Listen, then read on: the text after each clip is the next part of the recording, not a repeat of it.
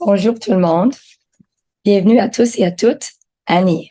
Je suis Joanne Bertrand, vice-présidente de IDEA Ontario et je suis accompagnée d'Alicia Smith, directeur général de Dyslexie Canada, afin de vous appuyer et de nous appuyer en arrière-plan. Merci Alicia. Nous sommes ravis que vous soyez ici pour notre lancement de, comme je disais, Seven Mighty Moves de Lindsay Kamini. Et bienvenue à cette première rencontre d'une série de 4 rencontres bi-hebdomadaires qui porteront sur les 7 gestes puissants à intégrer à votre pédagogie pour placer l'élève au cœur de la réussite.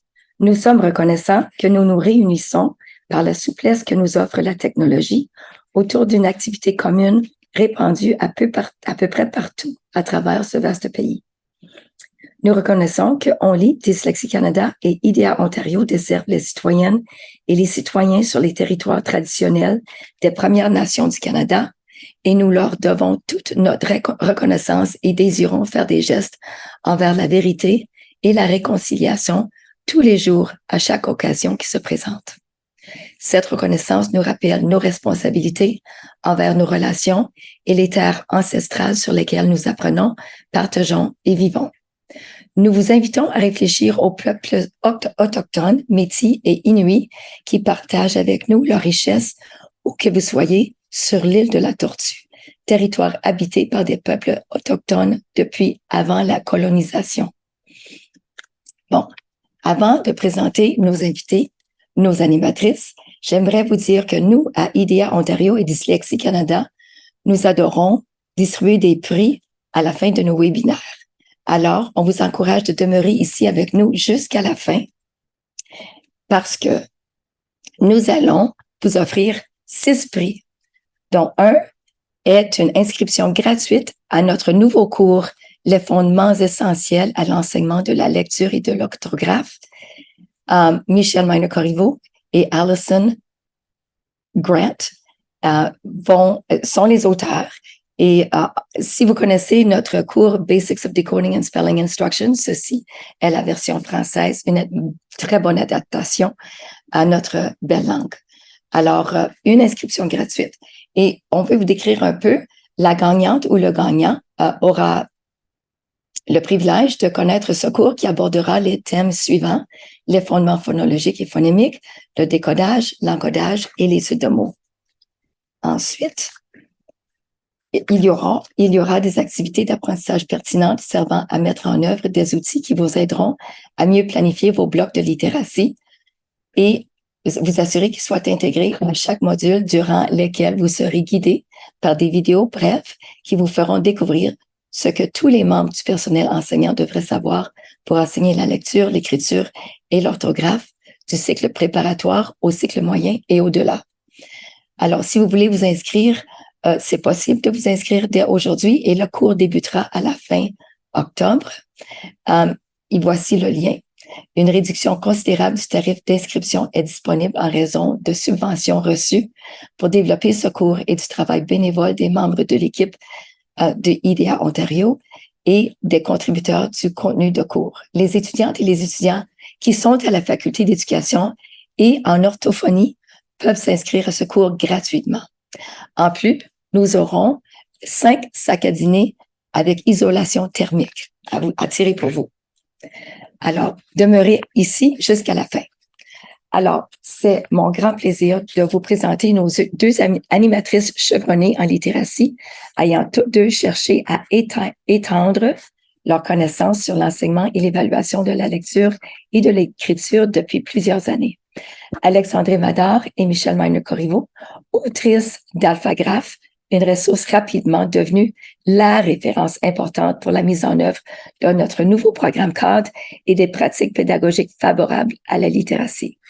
Vous pouvez la retrouver dans notre bibliothèque de ressources.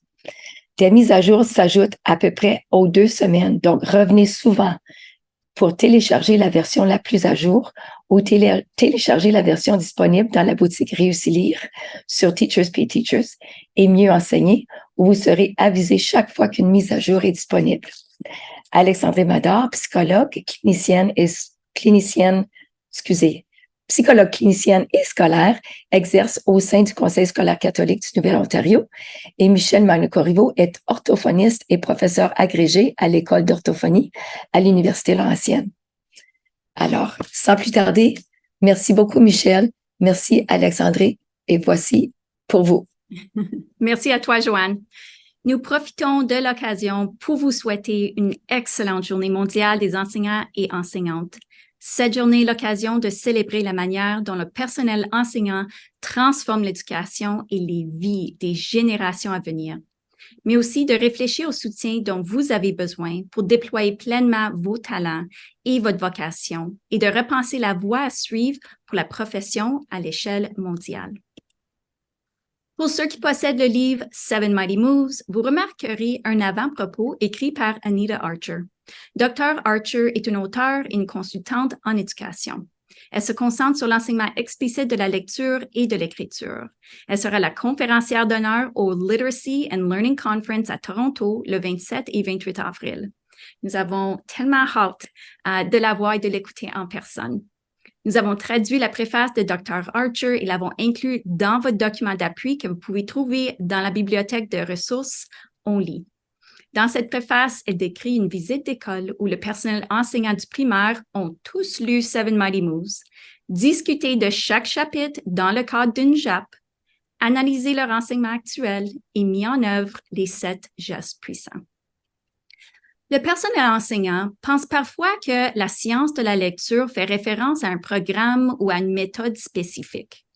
Mais en réalité, la science de la lecture est l'ensemble des recherches scientifiques menées au cours des 5 dernières décennies qui nous informent sur la manière dont la lecture doit être enseignée. On entend souvent dans les médias qu'on retourne à la base. Mais pour reprendre les termes d'Alicia Smith, il ne s'agit pas d'un retour à la base. Nous intégrons les preuves scientifiques à notre enseignement pour mieux soutenir l'élève.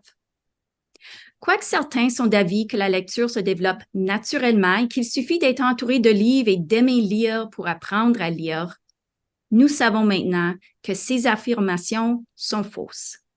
Sans développer les habiletés de décodage de nos élèves, la lecture ne peut pas avoir lieu. Apprendre à lire n'est pas naturel comme apprendre à parler. La langue écrite est un code et les élèves doivent déchiffrer ce code pour devenir des lecteurs compétents. Il ne suffit pas de savoir déchiffrer le code pour que les élèves deviennent des lecteurs compétents. Hollis Scarborough, psychologue, le démontre dans son modèle devenu la référence pour illustrer tous les éléments qui contribuent à la compréhension juste et profonde des textes. L'auteur Kameny nous invite à réfléchir chaque jour à la manière dont nous pouvons aborder tous ces aspects de la corde. Nous reviendrons sur la corde de Scarborough le 16 novembre lorsque nous passerons en revue le 7e geste puissant. Kameny présente 7 gestes puissants. Chaque geste sera présenté comme une migration d'une pratique pédagogique à abandonner vers une pratique pédagogique à adopter. Vous verrez qu'il n'y a pas toujours lieu de réinventer la roue et les changements seront parfois très faciles à intégrer à vos activités quotidiennes. Le tableau complet des 7 gestes à abandonner et de ceux par quoi les remplacer se trouve dans vos documents d'appui. Le lien au Google Drive se situe dans le clavardage et ces documents et nos diapos seront insérés dans la bibliothèque de ressources Only d'ici une semaine. Nous voici à notre premier geste puissant. Enseigner la conscience phonémique avec intention, au lieu de l'enseigner au hasard sans réfléchir au code. Avez-vous déjà entendu un enfant identifier correctement les sons d'un mot tel que s, a, k, puis lever les yeux vers vous et dire un mot complètement différent tel que chat? Cela démontre une faiblesse dans la conscience phonémique, une composante essentielle de la lecture et de l'écriture. Les élèves doivent être conscients des sons individuels, les phonèmes, de notre langue et y réfléchir consciemment. Ils doivent être capables de fusionner ces sons pour lire le mot et de le séparer ou segmenter pour épeler les mots. Une habileté restreinte ou sous-développée en conscience phonémique est la source la plus fréquente de difficultés de lecture. L'enseignement explicite du code dès la maternelle peut prévenir les difficultés de lecture. En établissant des bases solides en matière de conscience phonémique, nous préparons nos élèves à la réussite en lecture. En outre, bien que de nombreux enseignants considèrent la conscience phonémique comme une compétence propre à Matt Jardin, les lecteurs plus âgés qui éprouvent des difficultés ont très souvent des faiblesses dans ce domaine et bénéficieront également d'un enseignement à ce niveau. Même le lecteur confirmé ou compétent a recours à ses habiletés de conscience phonémique lorsque confronté à des mots nouveaux ou des mots de niveau 3. Il est important de noter que l'un des signes distinctifs de la dyslexie est une pauvre conscience phonémique. Cela ne signifie pas que tous les enfants qui ont des difficultés avec la conscience phonémique sont atteints de la dyslexie. Mais si vous avez un élève ayant une dyslexie, il y a de fortes chances qu'il ait des difficultés à identifier, à fusionner et à segmenter les phonèmes. Un mythe répandu veut que la dyslexie soit un problème de vision, c'est-à-dire que la personne voit les choses à l'envers. La dyslexie n'est pas un problème de vision. Il s'agit d'un trouble d'apprentissage basé sur le langage. En ce mois de la sensibilisation à la dyslexie, je vous invite à consulter les vidéos suivantes sur ma chaîne YouTube Alex, votre psychologue scolaire. Considérons un scénario fréquent. On demande à l'élève d'identifier le nombre de syllabes dans le mot « vélo ». Nous sommes au stade oral de la conscience phonologique. L'élève répond « 4 ». Avant de déterminer qu'il n'a pas raison, demandez-lui de vous nommer ce qu'il entend par 4. S'il répond « v, e, l, o », on comprend qu'il a maîtrisé la compétence requise et qu'il a déjà franchi la compétence de segmentation au stade phonémique. Et c'est ça le but. On cherche à les amener à ce stade assez rapidement. Ne demeurez pas au stade syllabique en attendant la perfection pour passer à la prochaine étape, mais reconnaissez les élèves qui pourraient profiter d'activités phonologiques portant sur les plus grandes parties des mots, soit les syllabes ou les mots composés, afin de leur fournir le soutien requis pour différencier lorsqu'on en a besoin. D'ailleurs, certains élèves et même certains adultes compétents éprouvent des difficultés à s'entendre sur le nombre de syllabes dans un mot ou la manière juste de le segmenter, mais peuvent identifier les sons dans le mot afin de l'écrire correctement. Les compétences de fusionner et segmenter étant ce qui importe. Dès que l'élève démontre l'habileté à fusionner des sons en mots et à segmenter des mots en sons, l'objectif est atteint. Chaque semaine, vous trouverez dans vos documents d'appui des parenthèses terminologiques qui vous permettront de mieux comprendre certains éléments évoqués dans chaque chapitre. Il n'est pas utile ni nécessaire pour les élèves de connaître ces termes. Ce sont des termes qui vous permettent de mieux comprendre les enjeux et de mieux expliquer entre vous le travail qui est à faire. Prenons la sensibilité phonologique. C'est la conscience des plus grandes unités de la parole dans la chaîne parlée. La phrase contient des mots qui contiennent des syllabes, qui contiennent des sons. Le phonème, c'est la plus petite unité dépourvue de sens, comme le son A ou I. La conscience phonologique, c'est de pouvoir identifier et isoler les syllabes d'un mot, segmenter un mot en syllabes ou fusionner des syllabes pour former un mot. La conscience phonémique fait partie de la conscience phonologique à un niveau plus profond. Elle comprend les habiletés comme segmenter un mot, une syllabe en son, fusionner des sons pour former une syllabe ou un mot. La phonétique, phonics en anglais, c'est le fait d'enseigner les combinatoires de lettres et de graphèmes pour représenter les sons de la langue. En français, on utilise la correspondance graphophonémique pour lire et la correspondance phonographémique pour orthographier et écrire.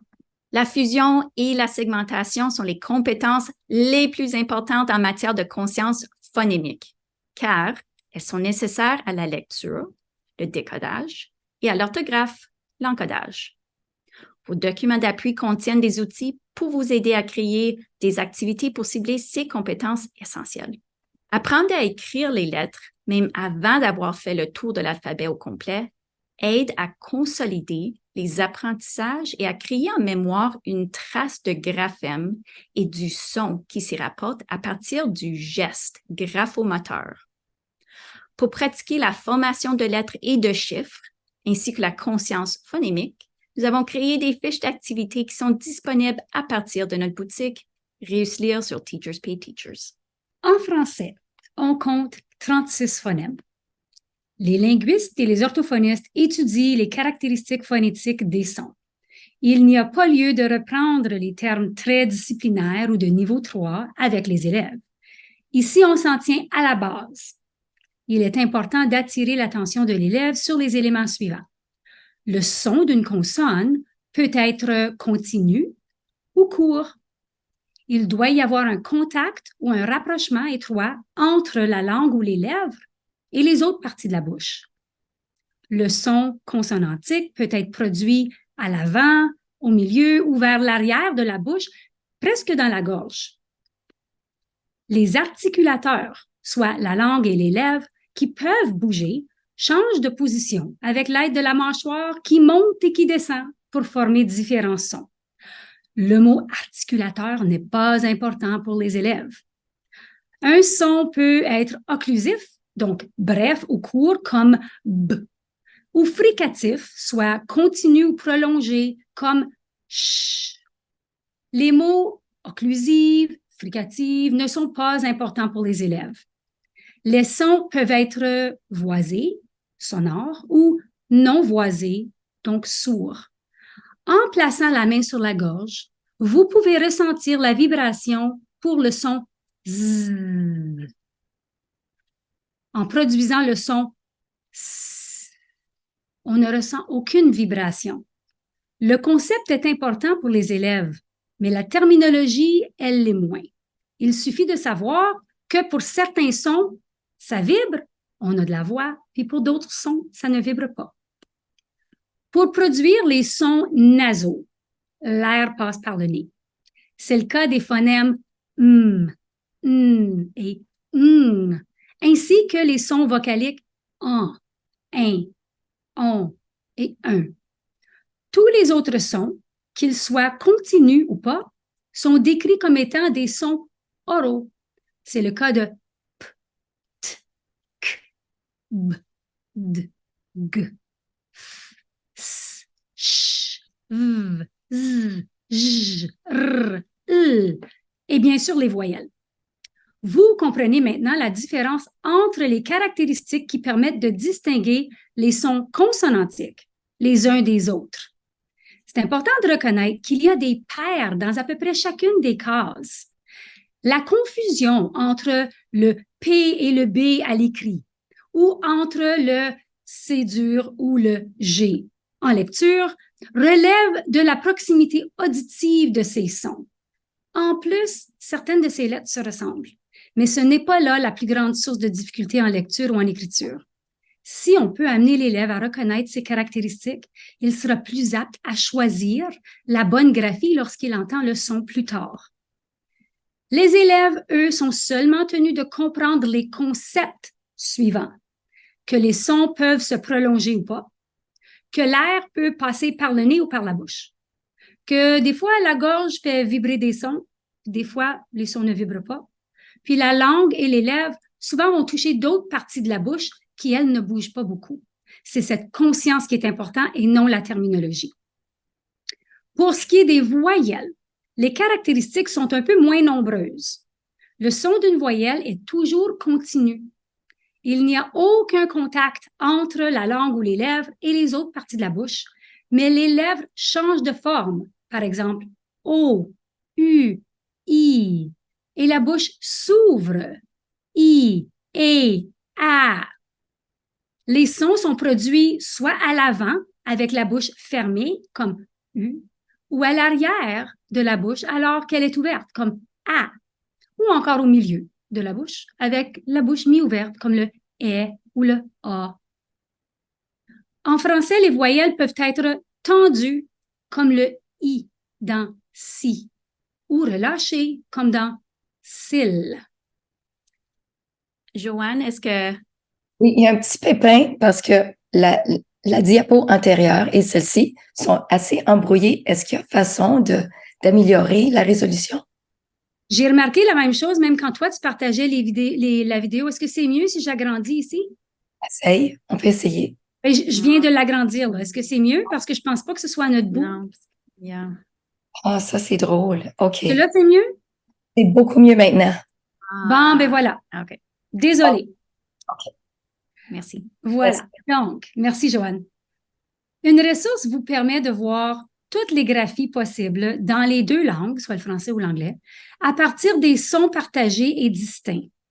Inversement, vous pouvez également consulter les graphèmes ou les lettres en séquence alphabétique avec des exemples de production dans ces deux langues. Le lien de téléchargement puis une description sont fournis dans vos documents d'appui. Se concentrer sur la façon dont les sons sont produits peut consister en un soutien puissant pour les élèves. Lorsque les élèves ont du mal à segmenter les sons, orientez-les vers les changements des mouvements de la bouche. Vous pouvez utiliser un miroir pour qu'ils puissent regarder leur propre bouche en articulant les sons. Ici, le geste articulatoire ne signifie pas d'ajouter une moustache pour les mots masculins ou les cheveux pour un mot féminin.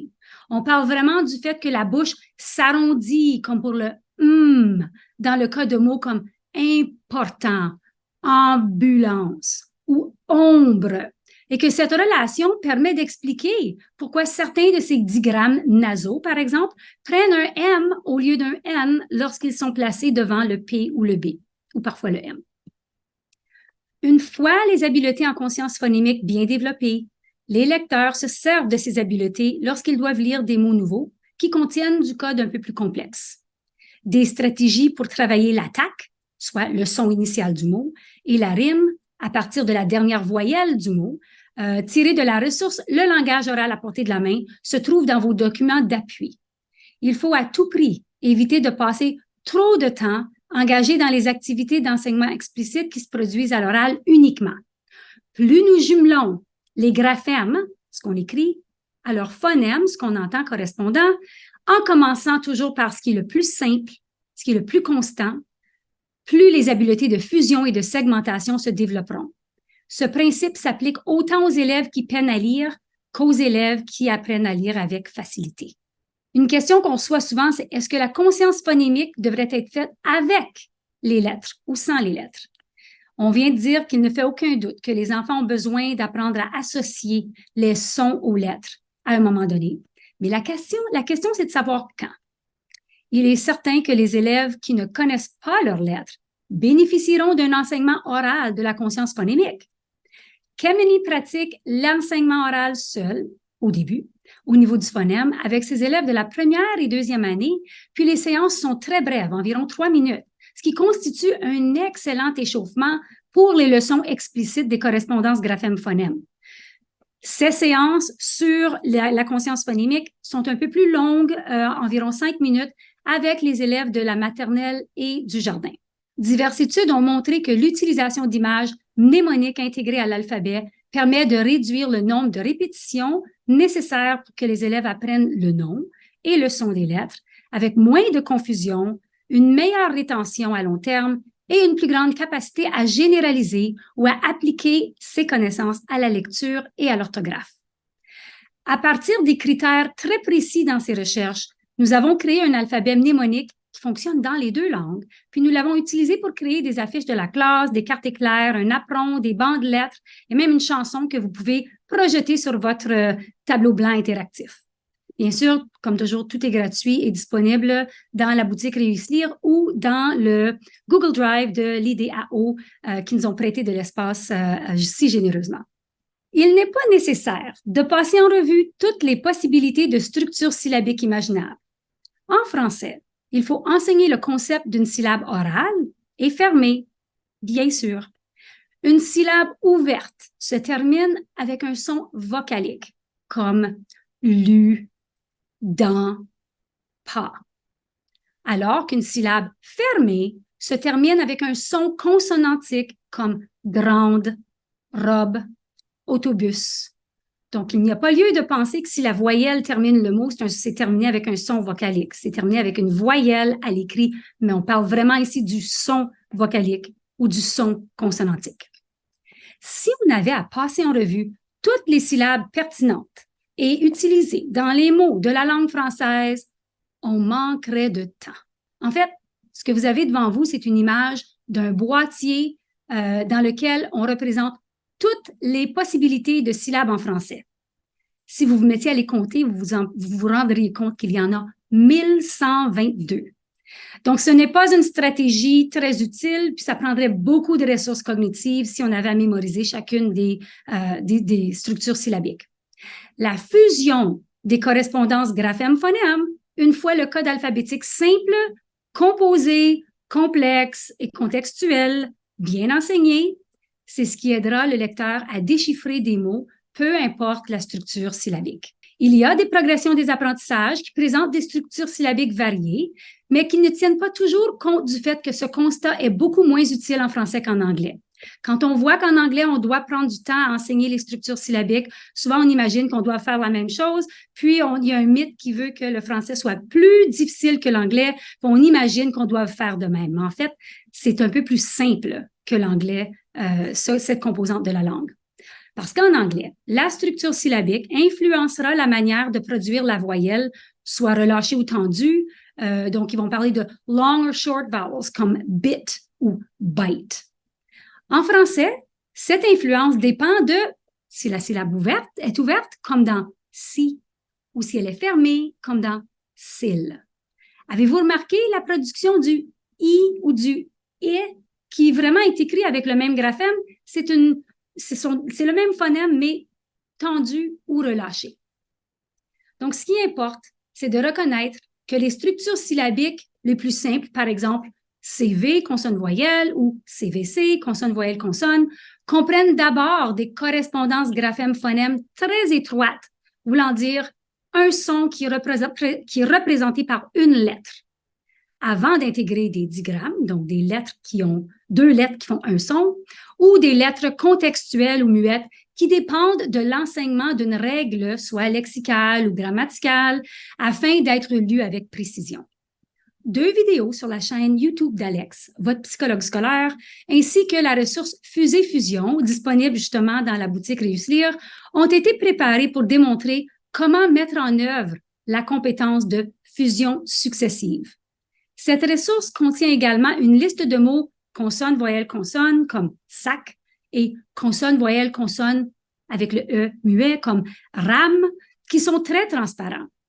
Toutes nos ressources contiennent des explications et des astuces et des justificatifs scientifiques avant de présenter l'activité afin que vous compreniez mieux l'impact positif sur le rendement en lecture. Parce que si vous ne comprenez pas le pourquoi, ça va être difficile pour vous de réagir devant les productions de vos élèves. Dans la section de stratégies pour réussir, Kamini offre des vidéos où elle modélise ses stratégies préférées pour enseigner la conscience phonémique. Michel Courville et Jessica Ortega de Durham Catholic District School Board nous ont généreusement préparé 2 vidéos pour modéliser ces stratégies en français. La première vidéo démontre un exercice de segmentation auprès d'un groupe classe de première et deuxième année en enseignement du français langue d'immersion. Je cherche mes ciseaux et je décompose. Maintenant, la, ma, la, mal, ou encore, a, u.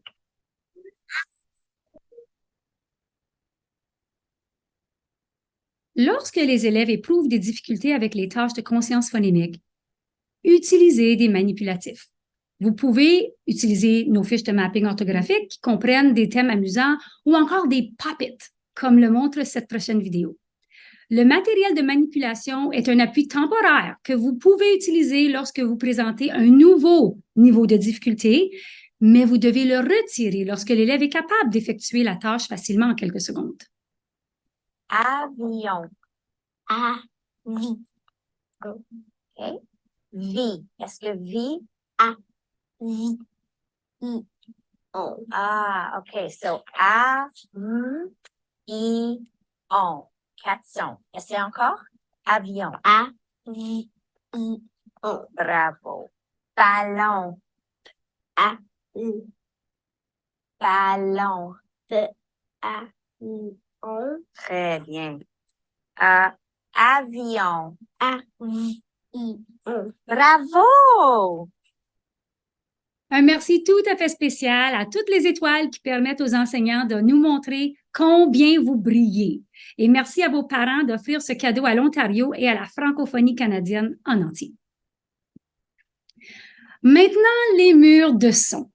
Nous n'avons pas préparé un moyen de créer les murs de son en raison de l'absence des justificatifs en recherche, mais ce thème est abordé dans Alphagraph et a été placé dans vos documents d'appui. Vous avez devant vous un mur de son créé par YouFly. Vous voyez la vallée des voyelles qui est bien représentée, comme les sons consonantiques en fonction des caractéristiques acoustiques des phonèmes que je vous ai présentés dans le tableau précédent. En regardant les images de la bouche, on s'aperçoit rapidement que ça ne raconte pas toute l'histoire. Les variations entre les phonèmes ou encore leurs graphèmes correspondants ne sont pas visibles à partir des images. Autant que les murs de mots, les murs de son ne consistent pas en une solution magique en soi. Il faut savoir les assembler et faire participer les élèves à leur création et à leur organisation pour faire d'eux un outil plus puissant. On doit discuter de la production articulatoire de manière très simple avec les élèves. On doit y intégrer des cartes de graphèmes en révélant seulement la graphie qui est touchée par la leçon d'enseignement explicite que vous allez aborder très prochainement. Petit à petit, vous ferez croître les connaissances de vos élèves. Au fond, ce n'est pas le mur de son qui est moteur de changement, mais les connaissances que l'enseignant aura acquis en préparant les murs de son, en classant les phonèmes par catégorie descriptive qui font qu'ils peuvent soutenir leurs élèves. C'est la rétroaction que fournit l'enseignant lors d'un enseignement explicite qui fait toute la différence. Ne vous sous-estimez pas. C'est vous qui êtes le héros ou la héroïne dans l'histoire de réussite de vos élèves. Vous savez quoi? C'est plus facile de vous le démontrer. Donc, je dirai le mot aperçu. Je vais m'approcher. Aperçu. Je vais le dire une deuxième fois en faisant une pause quand je produis le son S, juste avant que ma bouche produise le son U. Donc, voyez comment je le produis, puis dans l'espace réservé au clavardage, j'aimerais que vous indiquiez la forme de ma bouche au moment précis où j'arrête de produire le son. Aperçu. Donc, pendant que je produis le son S, ma bouche prend la forme S. En réalité, dans ce mot-là, ma bouche n'a jamais vraiment été étirée comme on le verrait dans un mur de son sous le graphème ou le phonème S. Donc, je suis fière de vous. Il y en a plusieurs qui ont remarqué la forme qu'a pris ma bouche. Si je suis un élève puis je cherche la forme de la bouche sur le mur de son, mon élève risque de trouver le U ou le EU dans la seule occurrence dans laquelle on a le EU qui fait U, c'est dans ce mot-là en français.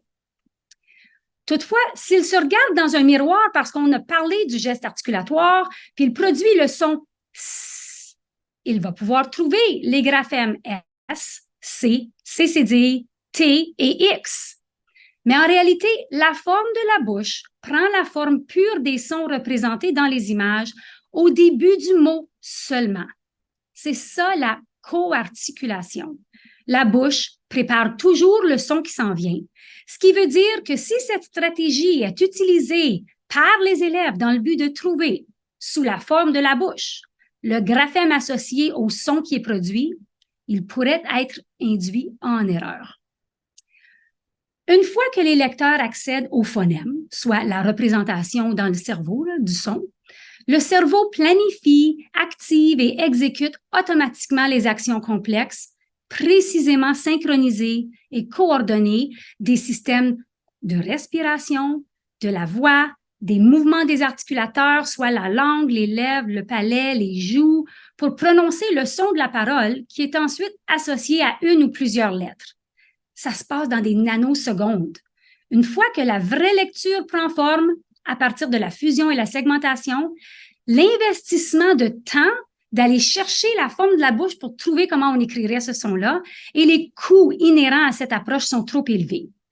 Pour ne pas parler du fait qu'il y a plusieurs bouches qui se ressemblent parce qu'il y a des paires de sons, donc les photos elles-mêmes ne racontent pas toute l'histoire. En étant conscient des limites de cette approche, il est possible de vous en servir afin de soutenir votre enseignement, mais évitez de placer toute votre confiance dans un outil qui n'est utile que lorsque l'enseignant maîtrise les caractéristiques acoustiques des sons. Donc, soyez pas trop rapide à embarquer dans une mode. Voyons aussi, par exemple, en français, ce qui arrive lorsqu'on crée une chaîne de mots à l'oral convertie en mots écrits. C'est une stratégie qu'on utilise beaucoup en anglais. Mais le but de cet exercice en anglais, en plus de travailler la conscience phonémique, c'est de rassembler des mots autour d'une graphie commune, généralement autour d'une voyelle, pour pouvoir consolider l'orthographe de ces mots à l'écrit, justement entre les long vowels, short vowels, ou entre les lettres qui sont peut-être muettes en anglais. Utiliser à l'oral en français sans mots écrits, dans une tâche de conscience phonémique, ça pose moins un problème. Voyons un exemple. Dites chat, chat. Maintenant, dites chat, mais change le ch à l, la. On a la. Maintenant, change le l à s. Ça donne ça. Difficile à illustrer, mais vous comprenez. Maintenant, changez le s à comme le ma du voilier. On a ma. Maintenant, change le à pas. Ah, excuse, le à p. On a pas. Vous remarquez qu'il y a 5 graphies possibles pour la même rime, donc la même voix, à partir de la voyelle jusqu'au reste de la fin du mot. La langue française ne se prête pas bien à cet exercice. Dites maintenant sac. Vous avez le sac écrit. Maintenant, change le s à l. Vous avez lac. Changez le l à y. Yak. Vous avez yak. Changez le y à ch. Chac. On a alors 3 graphies différentes en français pour le son consonantique k. Alors, pour consolider des graphies semblables, il faut se prendre autrement parce qu'elles ne sont pas en correspondance parfaite avec les phonèmes qu'on entend. On traite de cette question à la page 44 dans Alphagraphe. L'orthographe approchée ou inventée, c'est toujours un autre sujet de discussion assez échauffé. Ça fait partie du développement de tout apprenant. Même avant d'avoir fait le tour de toutes les correspondances son-lettres et lettres-son ou graphophonymiques, phonographémiques, l'apprenant tentera d'écrire des mots et des messages. Comme il va lui manquer des connaissances sur les correspondances complexes, il aura tendance à simplifier l'orthographe. L'apprenant qui réussit à écrire au son en utilisant ce qu'il a appris du principe alphabétique démontre de belles compétences en littératie. Si vous arrivez à oraliser ce que l'apprenant tente d'écrire, ou presque, alors c'est bon signe. On peut s'attendre à ce que l'apprenant passe par les étapes suivantes en écrivant des messages ou des mots lors de différents stades.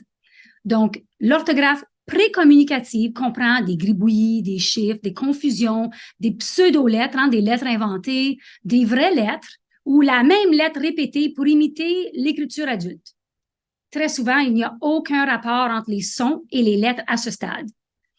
Lors de l'écriture semi-phonétique, l'élève écrira, par exemple, les lettres L et M pour LM. Tandis qu'au stade de l'écriture phonétique, on observera des JRF pour girafe ou RV pour RV. Les connexions entre le nom de la lettre et la façon de la représenter à l'écrit indiquent que l'apprenant est conscient du code et de la relation qui existe entre la lettre écrite, le nom qu'elle porte et le son qu'elle fait. Savoir concevoir des dictées et des tâches au service de l'apprentissage, c'est essentiel à la réussite de l'élève. Les dictées doivent être utilisées de manière intentionnelle en réfléchissant à ce qui a été enseigné à partir de mots que les élèves peuvent écrire correctement sans les pénaliser pour des parties qui n'ont peut-être pas encore été enseignées de manière explicite. En sélectionnant des mots, en tenant compte de la progression que vous suivez, ainsi que ce qui a été enseigné jusqu'ici, en éliminant toute possibilité de confusion ou de mots que les élèves ne sauraient pas écrire, vous réduisez les occasions qu'ils auront de se tromper et vous leur donnerez l'occasion ou la confiance d'écrire ces mots par eux-mêmes. Dans 2 semaines, nous aborderons la manière de concevoir des dictées pour placer l'élève au cœur de la réussite. Entre-temps, les fiches de mapping orthographique vous permettront de découvrir les stratégies gagnantes pour aider les élèves à consolider les associations phonèmes, graphèmes à l'écrit.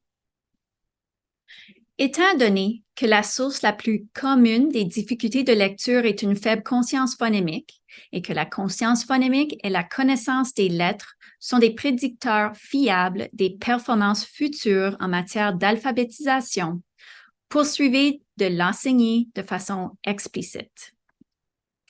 Étant donné que la fusion et la segmentation sont les compétences les plus importantes en matière de conscience phonémique, cessez de passer trop de temps sur les unités plus grandes avant d'aboutir au phonème, à moins d'avoir raison de croire que quelques élèves profiteraient de plus d'expérience à ce stade.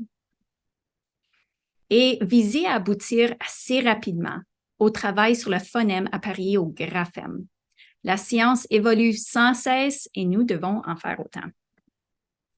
Alors, mettons de côté les pratiques qui ont été adoptées sans trop considérer l'impact ou le manque d'impact. Auprès de l'élève en français, alors, ne passez pas du temps inutile à enseigner tous les types de syllabes.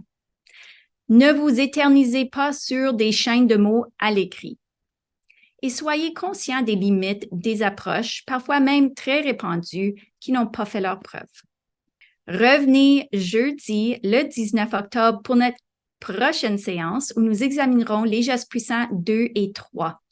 La session d'aujourd'hui a été enregistrée et sera disponible à partir de la chaîne YouTube d'Only, quelque temps la semaine prochaine.